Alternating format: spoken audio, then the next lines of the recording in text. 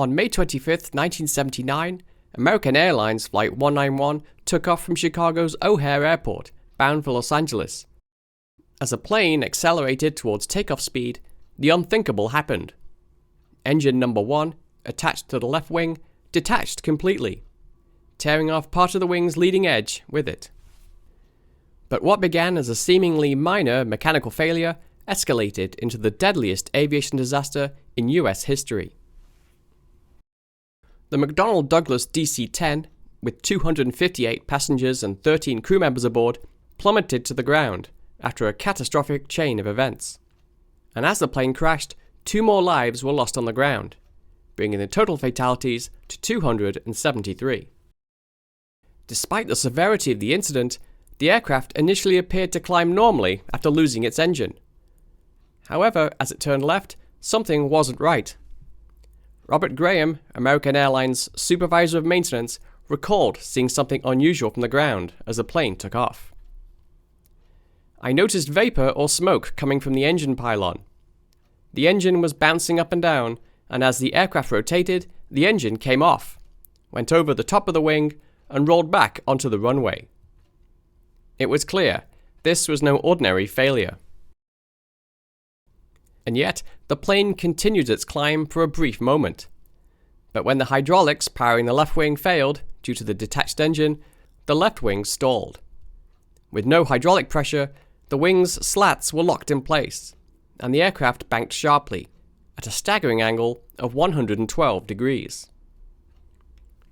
As the plane spiraled downward, the final 50 seconds of the flight remain a mystery. The cockpit voice recorder lost power when the engine detached, so we'll never know the full extent of the pilot's struggle.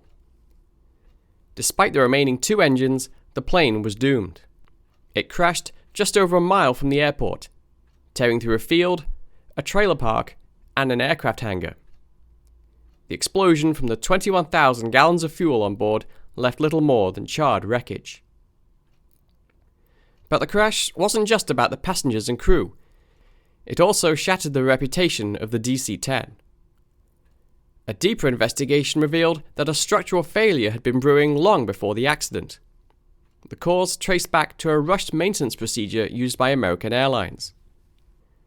Instead of following McDonnell Douglas's recommended method for engine removal, American Airlines employed a quicker technique, which used a forklift to remove both the engine and the pylon as a single unit. The procedure required pinpoint precision, but during a shift change, misalignment caused fatigue cracks in the wing that worsened with every flight. Over the course of 2 months, these cracks grew, until they finally led to the catastrophic failure of Flight 191. But this wasn't the sole cause. While the engine loss and wing damage should have been manageable, the DC-10's design relied heavily on hydraulic systems to control the airflow over the wings. When the engine detached, it severed the hydraulic lines, cutting off essential fluid pressure. Without this, the left wing stalled and the aircraft was doomed. In the aftermath, the crash drew widespread media criticism of the DC-10's safety record. This tragedy, along with 2 prior fatal accidents linked to the plane's cargo doors, led to increased scrutiny. But the final blow to the DC-10's reputation came just 2 weeks later, when the Federal Aviation Administration grounded the entire fleet. As for American Airlines, they were fined $500,000, about $2 million today, for improper maintenance procedures. The crew chief responsible for the maintenance that led to the disaster tragically took his own life the day before he was set to testify.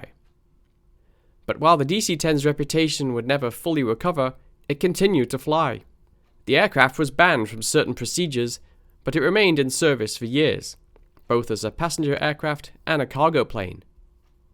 The crash of Flight 191 left behind a sobering lesson about the dangers of cutting corners in aviation safety, and the price of neglecting crucial maintenance procedures.